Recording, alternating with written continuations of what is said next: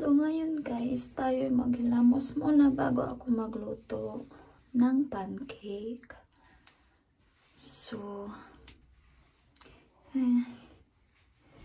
tayo muna natin ang ating buhok. Ayan, una sa lahat, mag-brush muna tayo.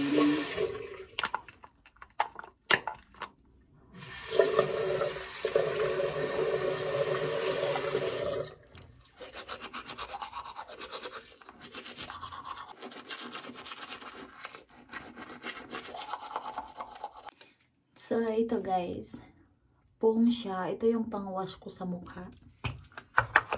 Tingnan nyo. Tapos yung water na ginamit ko guys is warm lang siya.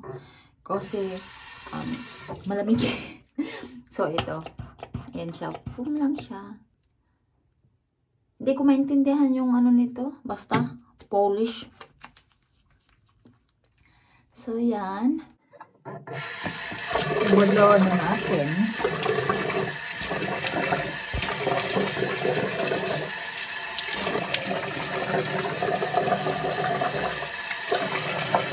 So, ayan na guys. So, isunod ko yung toner na to. Tingnan yung toner. Ito yung susunod kong toner. Simple lang naman yung nilagay ko sa mukha ko. Kasi, wala naman dito yung mga pampaganda. Diba? Hindi man uso dito. So, ayan. So, ito yung next. Nilagay ko. Serum siya. Ayan. Pang brightening. Para naman maaliwalas yung mukha natin. So, yan. Yan lang siya, guys.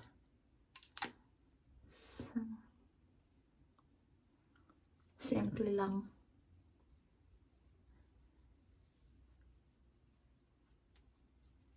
Kulang pa, dagdagan natin. Hindi ko na inano yung liig ko guys. Kasi sa mukha lang ako nag-ano. Pag sa face lang. Hindi ko na sinama yung neck ko. Kasi ayoko.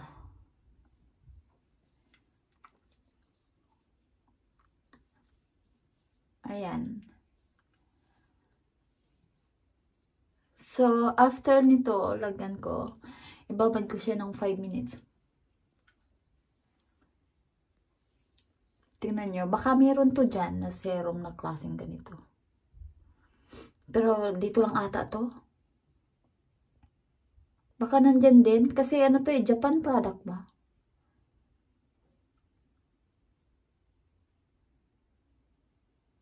Wala ata to dyan. Baka iba. Pang ano kasi siya, pang dark spot. Ayan. So, yun lang. Ibabad ko siya guys ng 5 minutes. So, after ng 5 minutes, lagyan ko siya nito guys, Nivea cream. Ito talaga matagal ko nang ginagamit itong Nivea cream para sa mukha ko. Kahit noon pa guys. So, ayan lang. After nito, babad ko nito ng cream. Applyan ko siya mamaya ng cream after ng 5 minutes. So, ayan lang. Ito yung ano ko, everyday routine sa mukha ko. Yun lang po. Thank you for watching. So, bye!